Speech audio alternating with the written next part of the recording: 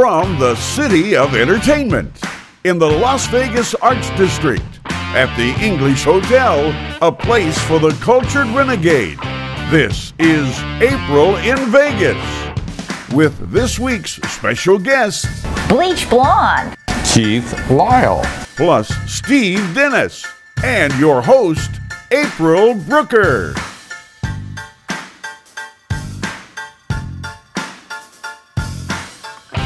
Steve, you got a great show today. Who's on first?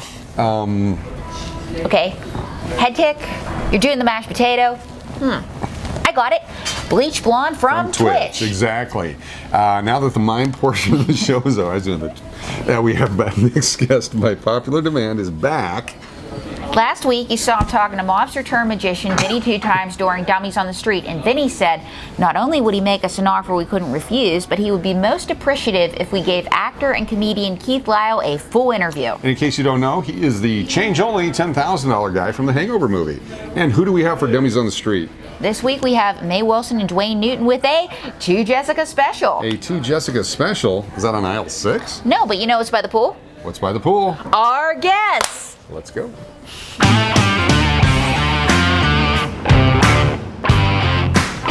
It is at the pool at the English Hotel. That's why I'm wearing my pool outfit today. But with us, April, a little more springy than what I got going on here. Yeah, as a matter of fact, today we have Bleach Blonde, no E, from Twitch. And so the first question is, how does a Bleach Blonde end up on Twitch? You walk by the Twitch offices in San Francisco and you ask your friends, what is this? It's a cool logo. And then they go, okay, well, come to my place. Let me show you what this is. We turn on the TV and the first thing I see is a girl licking a camera, basically. And I was like, what are you watching? And then the next channel was a guy juggling. And then the next channel was a guy playing video games. And I was like, wait, this is public broadcasting television, just online. Yeah. And I was like, how much is it? And they're like, oh, it's free. I was like, okay, cool, I'm in. Yeah, that's great. And so the next question is, you talk about sumo wrestling on Twitch. How does a Bleach Blonde become fascinated with something like sumo wrestling? That, you know, she's fascinated with sumo wrestling, right, Steve? Who isn't? So I'm a mixed martial art. I've come from a fighting background, and I do a lot of fighting sports. So I'm a registered boxer. I've had 2 fights. Ooh. One indecision loss and 1 win by unanimous decision. There you go. The sumo just happened to be like, we have a thing called raiding a stream. So you take all of your viewers at the end of your stream and you raid into somebody else's stream. It's a good way of networking on Twitch. And I raided into a friend of mine's, Axel's stream, and he happened to be watching sumo that day. Okay. And I always watch mixed martial arts sports, but the problem with a lot of people is they might have watched something but they're not educated on it. So it becomes very frustrating showing something and then educating people constantly. And sumo is one of these things where it's very simple. You have a circle, 2 men, no weight classes. They go in against each other. One person falls down or one person gets pushed out.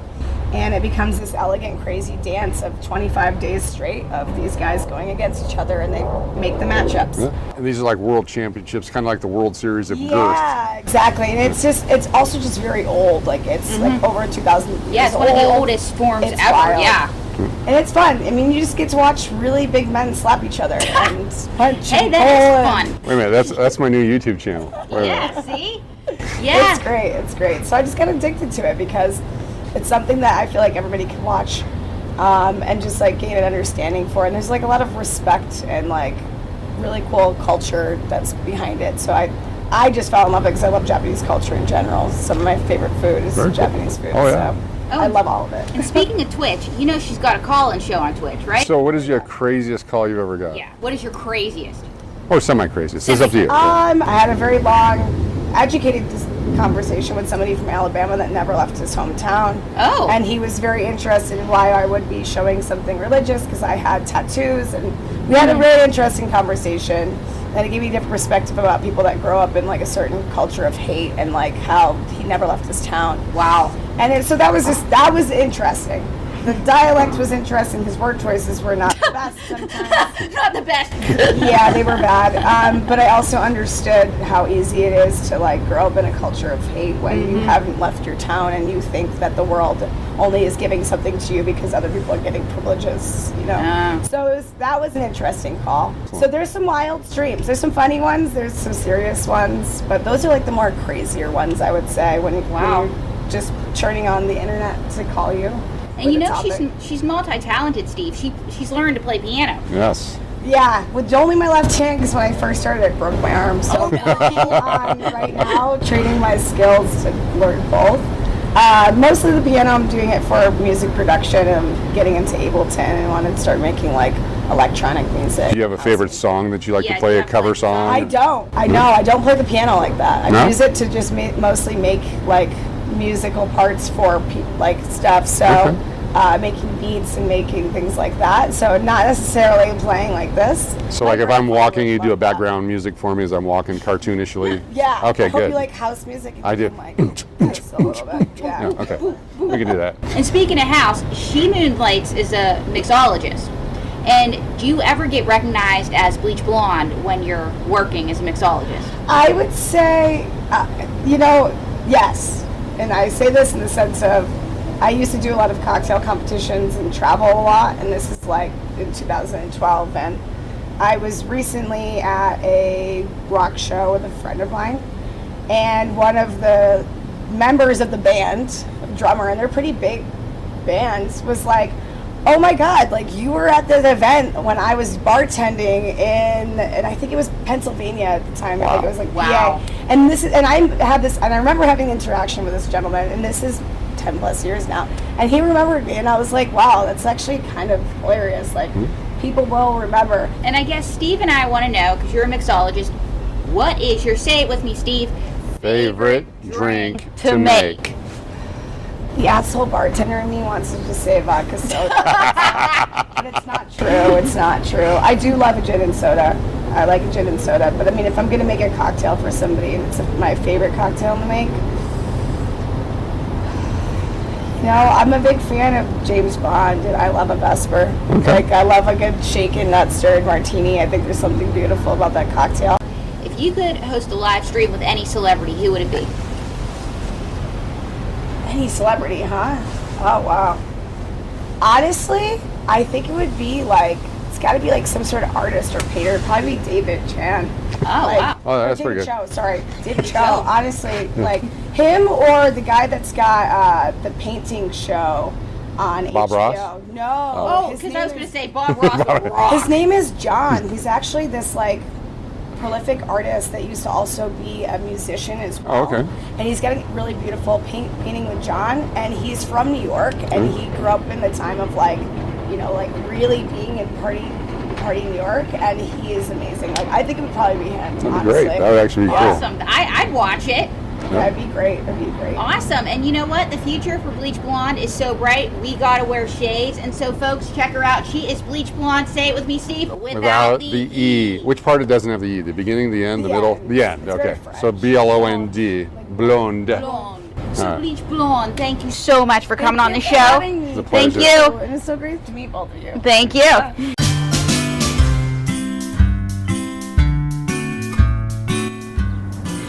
What's up, everybody? I'm April. And I'm Lay Wilson. And we are here with Jessica Johns, who is sharing the most outrageous thing that's ever happened to her as a cocktail waitress. What is the most outrageous thing to happen to you as a cocktail waitress? I think one of the craziest things that ever happened to me, I was bartending on the Link Promenade, and middle of my shift, we heard this loud crash.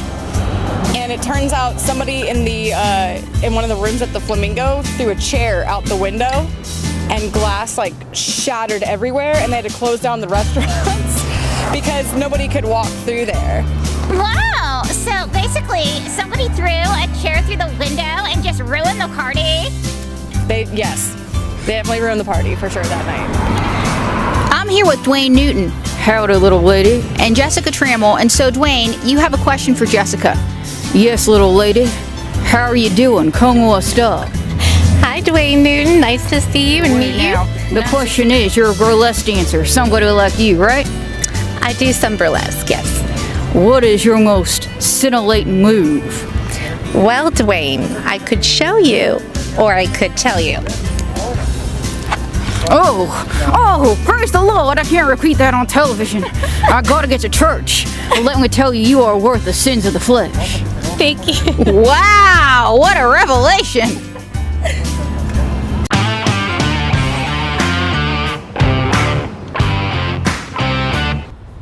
So, April, I thought we'd do the show a little different this week. Let's do it at the pool at the English Hotel. What do you think? I think let's do it at the pool. And so, as promised, because Vinny 2 times, he said that he'd be most appreciative. He really liked you. Vinny doesn't like anybody, so you're Calling good. in a favor, I think. Yeah, he called in a favor. He knows a guy. Because he knows a guy that knows a guy, we have, back by popular demand, actor and comedian Keith Lyle. Welcome, Keith. Good to have you here. Thank you. Yeah, and so you have been in countless commercials. You performed all over the world. You've been in films like Get Him to the Greek, right, Steve? Yes, Get Him to the Greek. Yes. What Russell was Brand it? movie. Yeah. Yeah, to great meet him. guy. Yeah. Wonderful man. And so, what was it like to get the role in The Hangover? Oh, The Hangover was big. It was my second ever audition, Ooh. and I was lucky even to get it. It was. I didn't realize what it was because all I had were my sides, the pages that they wanted me to speak in the audition. And when I got to the set at the Riviera, the guys, the other actors, would tell me what they were doing during the day, the scenes they were shooting. Oh, I said, why is Zach have the black eye? And he's like, Mike Tyson punches him in the face. We You're just like, shot it "Whoa." today. And I'm like, what? And then they're telling me, like, Mike Tyson, what? And then, why is Ed missing a tooth? And they're like, oh, that's this story. And so I'm like, oh my God. And so, I'd go, I was working in a casino at the time, and I'd go back to work as a dealer, be like, you're not going to believe. Actually, we got done, the last night of shooting, we got done, I went to work that day. I didn't call in sick. I just went to work. I had my 2 days off, shot the movie, and then went to work the next day, just exhausted after a 14-hour day. And they're like, are you all right? I'm like, I shot a movie. They're like, sure you did. Sure you did. Sure you And then did. I would tell my close friends, like, you're not going to believe this. Then they'd follow it, and then the commercials started coming out during the NBA playoffs. And then they're like, you were in this? Yeah. And then the movie comes out, and people are all excited, and then, Yeah. then they get kind of jealous, and then, like, oh, how come you're in a movie and I'm not? And then the rumors start. People were, the other dealers were like, I heard you got $1 million for this movie. And I was like, if I got $1 million, what am I Well, doing good. here? Maybe it was $1 million of Monopoly money. Right. And they're like, you're here for the insurance. I'm like, the insurance? $1 million for my own insurance. Like, you're nuts. So the first time I met you were doing comedy at the Greek Isle Clarion Yes. at the Debbie Reynolds Theater. And you came out and said, you might recognize me from the movies, The Hangover. And I'm like, I knew I knew you from somewhere. And great comedy, lots of insight. Fantastic to have you here. Thank you. What do you see as the comedy future in Vegas here? Yeah. Oh, the future is really bright. There's so many As great... bright as he sheds? As bright as it is out here at the English, great hotel. It really is a great hotel. I mean, it's right across the street from the Neon Desert Brewing. So, I mean, like, there's no casino in here, so you can come in, have a nice time, go get a beer. This is great. It's perfect. But no, the comedy community here is great. There's access to great stand-up comedy all over town. You have the Strip, where there's some great clubs. Downtown has a great club that I perform at quite often. Off the Strip, there's comedy there too. It's nonstop, and I think we're going to go through a comedy boom because we're about to hit anytime we hit a downtime in the country where it's like a recession or people are a little depressed, there's a boom right after in comedy. I think we're about to hit that. Excellent. And speaking of booms and dealers, you were a dealer for 25 years, right? Yeah, 25 years. So did you ever deal to any celebrities? Many. Yeah, dish. Oh, and now I'm not in the business, and I don't plan on going back, so I'll tell you everything. I do not care. Athletes like Charles Barkley, great guy. Manute Bol, may he rest in peace, was so tall that he could sit at the end of a crap table. Oh, wow. And just, you don't even have to bring him the dice. You can reach and get him. He was amazing and such a nice, sweet man. He was great. I loved him. Charles, on the other hand, was a cheater. Ooh. I caught him cheating. Allegedly. Allegedly. No, there's no alleged. I caught him cheating and wanted him thrown off the table. And, You know, he could sue if he wants, but I saw it with my own eyes. The box man, the guy who sits at the table, threw him off the table he was past posting. The dice would land and he'd drop chips on the table on what hit, as if we didn't see it. And it's like, that's no bet, you know. And he got real mad about it. Like, dude, we caught you cheating. You could get arrested for that. You're lucky we're not arresting you. So I didn't care for him. So you have also performed USO shows. And do you ever get recognized from The Hangover from doing that? What was it like to perform for the troops? It's actually great. Performing for the troops is great because I can't be in the military because I suffer from a debilitating disease that runs in my family called cowardice. So this is how I was able to support. And for Armed Forces Entertainment, I would go over with a couple other guys, Don Barnhart, Jeff Caprice, Slade Ham, and we did these shows, Afghanistan, Middle East. It was Ethiopia, all over Europe, and sometimes those guys would come back to America and come see us at our shows. We would make friends on Facebook, on social media. Fantastic. But the Afghanistan tour in particular, we especially went to places in the north where they hadn't seen anything or any entertainment, anybody come visit them since they got there. Wow. So those shows were really special. We got to fly in with these guys from Guam, and we were in Kyrgyzstan on our way to fly in, and it was like this kind of a Good Morning Vietnam moment where it was like, hey, we were just telling dirty jokes in the bus, you know, back and forth. We would tell one, they would tell one, we would tell one, and then we got to the plane where it's like a cargo plane, and we're all like, hey, good luck, guys. Stay out of the trouble, you know, and come back home. And they were like, same to you, you know, because they knew where we were going. And we actually ran into them at one of the bases. And, you know, when you're over there, the guys, you know, they got their weapons on them. And you're like, well, I better be funny. Otherwise, you know. No pressure. You hear the bombs going off in the distance, and you're like, hey, should we go to the bomb shelter? And they're like, it has a sound system. Yes, yeah. We'll let you know. Sometimes they had a sound system, sometimes they didn't. We're like, so bombing was like not an option. Oh, there you go. And so I have to ask you, because you were a dealer, if you could deal to any game, if you could have a dream team that you were dealing to of any 6 players, who would it be? Dana White, super generous tipper. UFC, super generous guy, great guy. Ben Affleck, another super generous, great guy. I can see that. He'll lose and still tip you. That's good. He's great. Charles Barkley is a great tipper. Sir Charles, yeah, he's great. I can tell you who I wouldn't want there. There's a few poker players that are less than generous, and I understand that because if you're a degenerate gambler, the money, of course, tip is money you could gamble. Yes. There's one poker player who donates all his earnings, everything he wins, to charity, and he'll tip the waitress $25, try to look down her thing, but he won $180 one time, $180,000 when I was on the table, and just kind of went. He gave us the wave. That was our tip. Wow. Oh. Yeah. Here you go. All right. The wave. Thank you, sir. So what was your famous line in The Hangover that everyone knows you for? Yes. You got to do the acting real quick. Change only, 10,000. You got 4 quarters by chance? No, but thank you. All right, enjoy. So Keith Lyle, that was awesome. Thank you so much. My pleasure. Thanks for having me. Awesome to have you here, man. Good to see you. Awesome, man. Thank you. Thank you.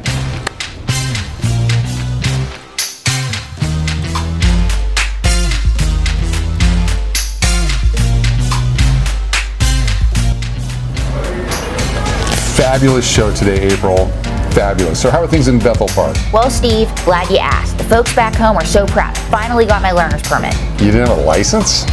Well, Steve, it's complicated. Vegas is a land of second chances, third chances. Well, congratulations on getting through DMV rapidly. Actually, funny you say that, I have speedy service there. Wait a minute. Nobody gets speedy service there. That's where you're wrong, Steve. When I arrived, I was 7th in line at the DMV. That's your lucky number. Yeah, so then there was this guy in front of me with a big neck tattoo that looked like a painting. So I said, excuse me, sir, is that the Mona Lisa, an ex-wife, or some girl you met in Pahrump? So what do you know? He rolls his eyes, throws back his hands, and walks to the back of the line. So I can't imagine why, but now you're number 6. Yep, and there was this woman eating a bag of pretzels, and pretzels aren't my favorite. So I said, excuse me, ma'am, if you were going to bring food, you should have brought enough for everyone. So she takes a handful, shoves it in her mouth, throws the empty bag at me, and Walks to the back of the line. So now you're up to 5th. You're moving up rapidly. yep. And then there was a man in a 3-piece suit yelling on his cell phone. So I tapped him on the shoulder and I said, "That's not how to make friends or influence people." And he said, "Lady, I'm not your friend." Lady, huh? Yeah, actually, he called me something else. There you are, trying to be helpful. But anyway, so now you're 4th. Yes, and there was this guy with a cute dog, but it was a really skinny dog, but awfully cute. So I went to pet the dog, and he said, "Don't pet that dog, he's a working dog." I said, "Oh yeah, well if the dog's working, you should give him some food." So then they went to the back of the line. So anyway, so now you're up to 3rd. Second, actually, the dog had a number. Anyway, there was this girl with pink hair who saw me, screamed, and ran to the back of the line. But that's not the best part. It gets better? Yes, because then I was first, but I could hear him in the back of the line. They kept talking about this crazy lady up front. I looked around and I couldn't find her. GLVB. Gotta love Vegas, baby. At the English Hotel. From the City of Entertainment, April in Vegas.